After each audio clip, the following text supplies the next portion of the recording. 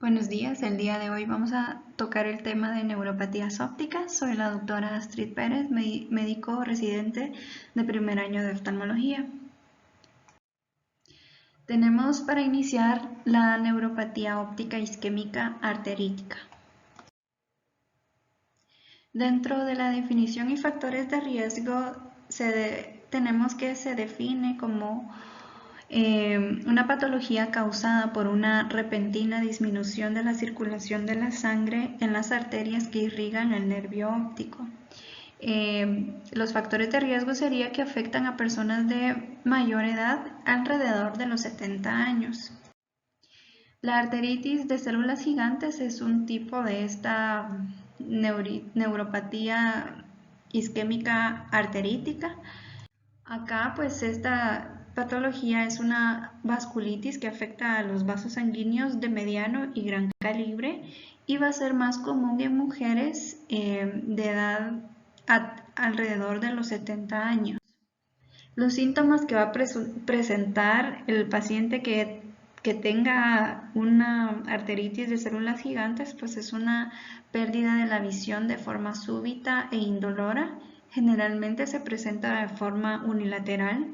También va a presentar cefaleas previamente o simultáneamente. Claudicación mandibular, que es dolor cuando la paciente mastica. Sensibilidad en el cuero cabelludo, especialmente en arterias temporales superficiales. También van a presentar dolores musculares proximales y dolores articulares. Puede estar asociada la anorexia, la pérdida de peso y también en algunos casos la aparición de fiebre. Los factores de riesgo pues son mujeres de edad igual o mayor a 55 años, van a tener un antecedente de enfermedad, por ejemplo, vascular, como la hipertensión en un 39 a 88%, pueden presentar diabetes o dislipidemias o personas que tienen factores de riesgo son las personas que consumen tabaco. ¿Qué signos vamos a encontrar en una arteritis de células gigantes? Pues vamos a encontrar un defecto pupilar aferente más la pérdida de visión. En el fondo de ojo podemos ver la papila o nervio óptico pálido, podemos verlo también edematosa. En ocasiones puede presentarse hemorragias en forma de llama. Podemos ver también atrofia óptica y excavación cuando el edema se resuelve. En un hemograma podemos ver aumentada la velocidad de sedimentación, aumentada la PCR, la proteína C reactiva y las plaquetas. En esta imagen pues podemos ver la atrofia de la papila con hemorragias en llama y una palidez en el nervio óptico. Puede haber oclusión de la arteria central de la retina o parálisis de un par craneal, que es el sexto par. ¿Cómo abordamos a todos los pacientes que presenten arteritis de células gigantes? Pues empezando por la anamnesis, interrogar desde los antecedentes previos, familiares, personales patológicos, antecedentes de cirugías, antecedentes de trauma, alergias, etc. Luego pasamos a la exploración, que debe ser una exploración ocular completa. Podemos evaluar la pupila para detectar discromatopsias, ejemplo, láminas de color, evaluación del nervio óptico también. Luego podemos ver el hemograma, como ya habíamos dicho, ver la velocidad de sedimentación globular de forma inmediata, la PCR y plaquetas. También podemos tomar una biopsia de la arteria temporal si se sospecha de arteritis de células gigantes y se sugiere que esta biopsia esté dentro de las primeras semanas del inicio de la administración de corticosteroides sistémicos, aunque puede ver el resultado positivo un mes después. El tratamiento que se le debe dar a los pacientes es administrar metilprednisolona a 250 miligramos intravenoso cada 6 horas hasta las 12 dosis.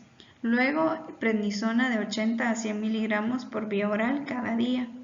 La biopsia de la arteria temporal más la administración de prednisona cerca de 1 miligramo por kilogramo de peso, y la biopsia se debe hacer de la arteria contralateral.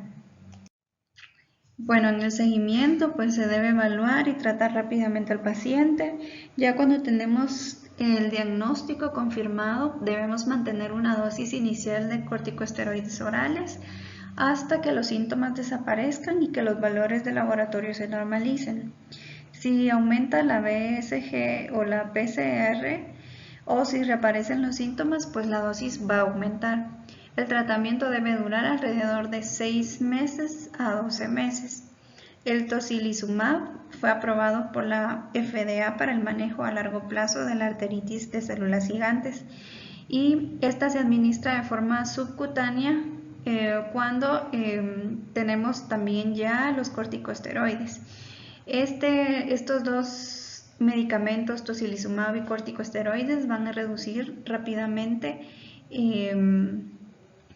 la arteritis de células gigantes, y podemos ir reduciendo la dosis y la toxicidad del uso de corticosteroides de forma significativa. Dentro de los diagnósticos diferenciales de la arteritis de células gigantes están las neuropatías ópticas isquémicas no arteríticas. Estos se dan en pacientes jóvenes. La pérdida de visión es menos intensa, no tienen síntomas acompañantes de la arteritis de células gigantes, van a tener una BSG normal. También podemos mencionar la neuritis óptica inflamatoria. Esta pues va a afectar a un grupo de menor edad. Van a presentar dolor con los movimientos oculares y edema de la papila está presente y va a estar más hiperémico. El tumor compresivo del nervio óptico también es otro diagnóstico diferencial, pero es poco frecuente. Y el edema de la papila también es poco frecuente, tiene pérdida de visión lenta y progresiva, tiene números escasos o nulos de síntomas en común con la arteritis de células gigantes. La oclusión de vena central de la retina pues va a tener una pérdida de visión grave, se puede acompañar de defecto pupilar aferente y edema de la papila, hemorragias retinianas difusas que se van a extender a la periferia, y la oclusión de la arteria central de la retina va a tener una pérdida de visión súbita, indolora e intensa con defecto pupilar aferente. Aquí no va a haber edema papilar y con frecuencia se va a observar un edema retiniano con mancha rojo cereza. La neuropatía óptica isquémica no arterítica es otro gran grupo de las neuropatías ópticas isquémicas. Esta pues es la forma más frecuente de estas neuropatías. Estas van a presentar una lesión aguda del nervio óptico y es la segunda causa de neuropatía óptica seguida del glaucoma. Se va a producir por una alteración en la perfusión en la cabeza del nervio óptico, en teoría debida a una hipotensión nocturna y una excavación de papilar pequeña. La causa o la etiología es idiopática y los factores de riesgo que mencionan es la edad, que puede ser igual o mayor a 55 años, antecedentes de enfermedad vascular, como por ejemplo hipertensión de 39-88%, diabetes mellitus, dislipidemias, tabaquismo y apnea del sueño. Este factor de apnea del sueño sobre todo en pacientes jóvenes. Los síntomas que van a aparecer en la neuropatía óptica isquémica no arterítica pues es la pérdida de visión súbita, indolora, no progresiva, de grado moderado. Al inicio puede afectar solamente un ojo, es decir, unilateral, aunque después puede hacerse bilateral. Puede aparecer en pacientes de 40 a 60 años, pero también se han documentado casos en adolescentes.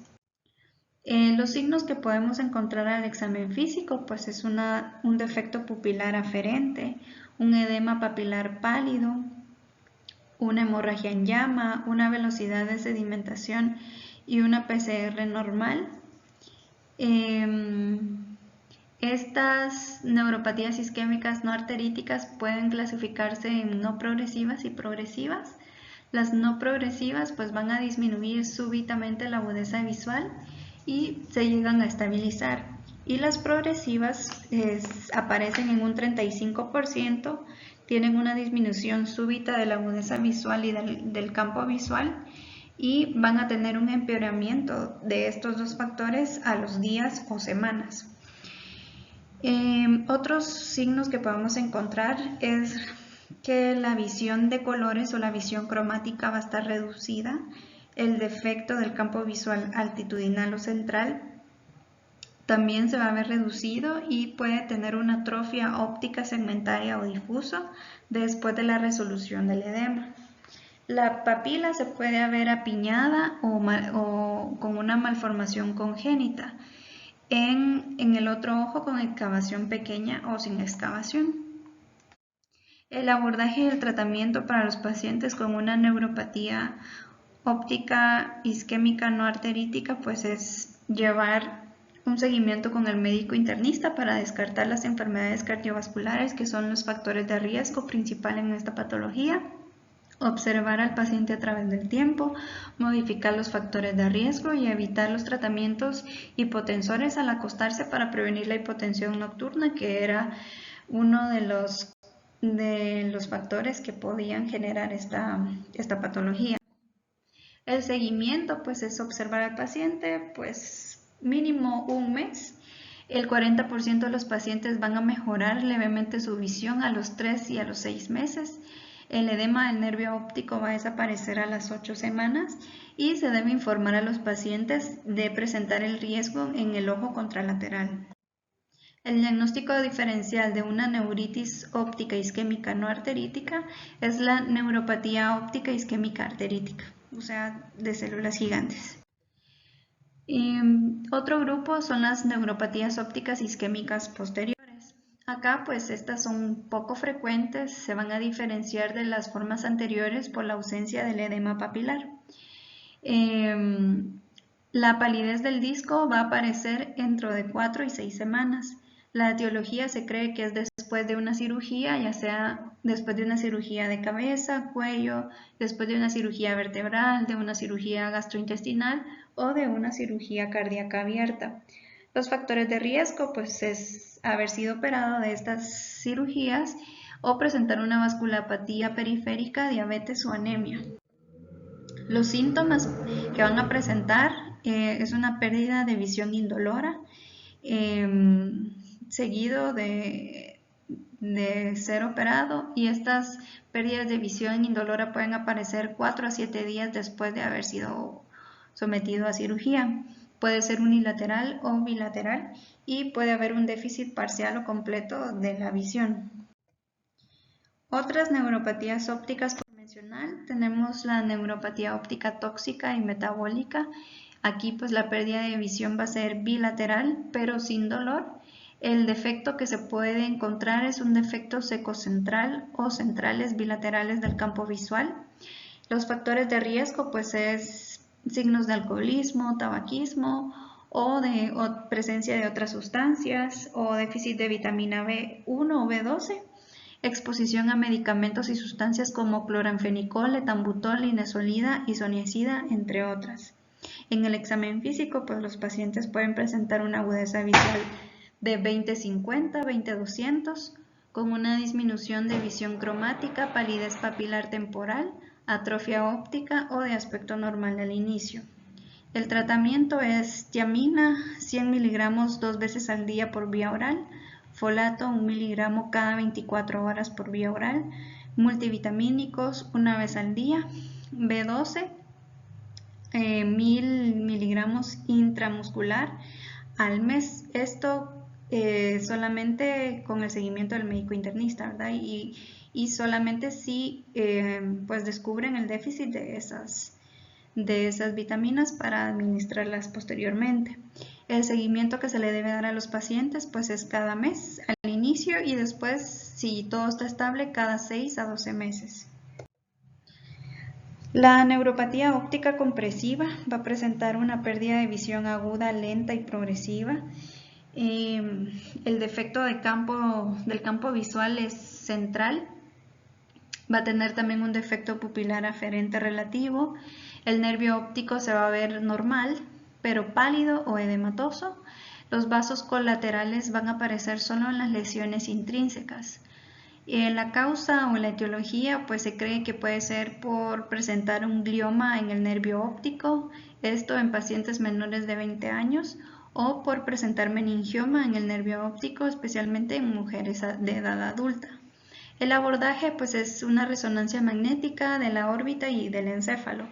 El tratamiento pues vigilar las lesiones de la resección quirúrgica si hay lesiones intracraneales, quimioterapias en pérdida de visión progresiva y en caso de meningiomas de la vaina del nervio óptico se puede dar radioterapia estereostática fraccionada y se puede hacer una resonancia magnética seriada para ir viendo el seguimiento. También están las neuropatías ópticas hereditaria de Leber. Esta patología pues va a presentar una pérdida de visión indolora, progresiva, unilateral a bilateral. El edema que se puede observar en el examen físico es leve en la papila, aunque puede ser progresiva en semanas.